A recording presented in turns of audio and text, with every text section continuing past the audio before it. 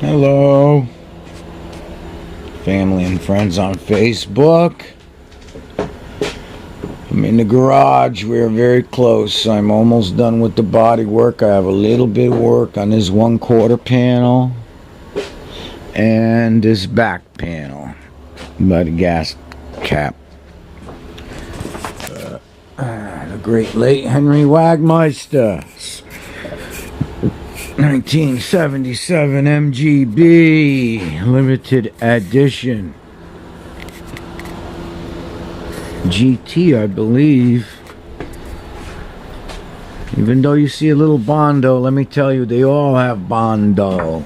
This car was redone 20 years ago or more, I don't know, but I know who did it.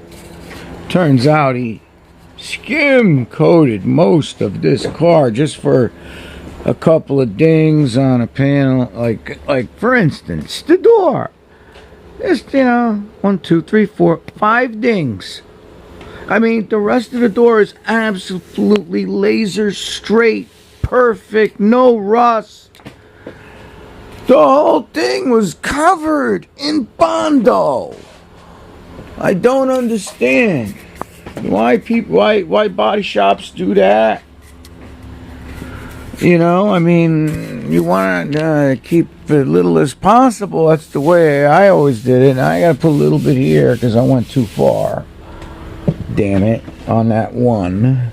And I need like a little tiny smidge there, to fill that pit, But we are getting close. Out these, I might take them out.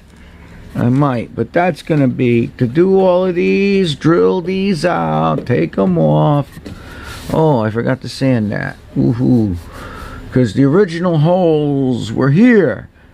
But now they need to be here because, I don't know, they make the roof just a tiny bit different. They don't use this snap anymore, and these had to be relocated.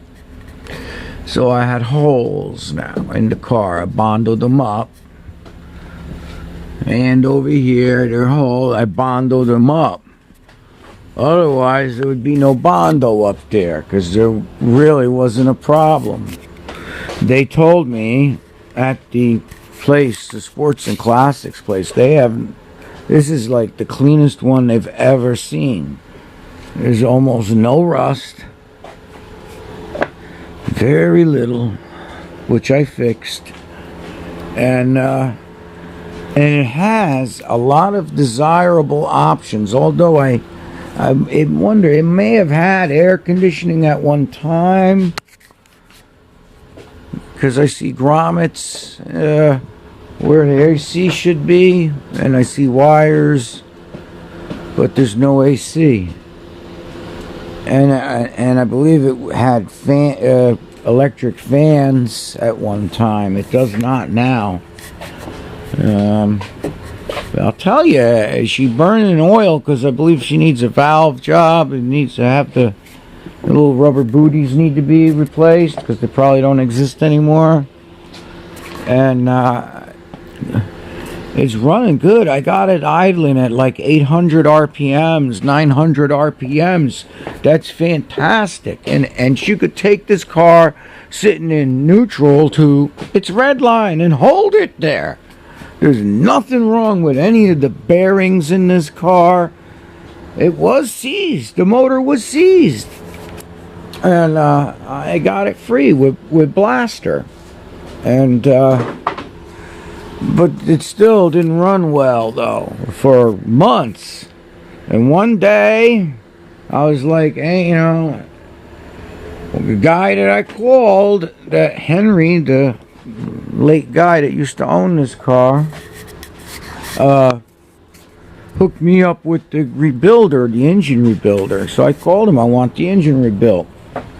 And, how much can it be? It's a 4-cylinder. Hell, he told me like $240 he'd do the valve job on it. And I believe that's all, because we were losing compression in 2 cylinders when Sports and Classics had it. And what it probably was some crud, because those 2 cylinders, one probably had an intake, the other one had an exhaust valve open. All right? And it's sat 13 years, 12 and a half years it sat. Right up to, literally a couple days before Henry got killed. We were discussing this vehicle. We were about to do something with it, me and him. And, because he was saying the motor was seized, he didn't turn it over. But it was inside a barn. The door was usually open, but it survived. It survived with a seized motor. I got it freed, and it ran like shit. It was losing more than half of its compression in 2 cylinders. And the guy ain't calling me back to rebuild the motor. I decided, let me just rebuild the whole thing and let him do it. And the guy ain't calling me back, and I says, gee, I'm like looking up at the sky like I'm talking to God. And I said, Henry, what the hell am I going to do with this car, Henry?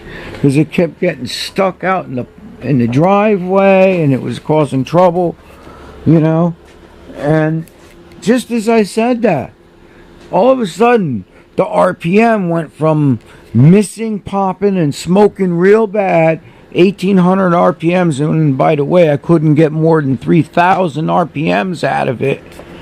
All right, it would not go over 3,000 RPMs, no matter what you did. And all of a sudden, it jumped up to 4,000 RPMs, and it was choked too, by the way, because it wouldn't run unless you choked it a little bit too. And I right away took the choke off. It was still racing 3,000 RPMs. I adjusted all the carburetors, and lo and behold, I got it to idle at like 900 RPMs in between there. And it idles, it runs good. It'll run all day, this car. I can't wait to get it on the road. Got a brand new convertible's top, and I fixed everything almost. We just got a couple of more dings on the back, that Bondo, and this quarter panel.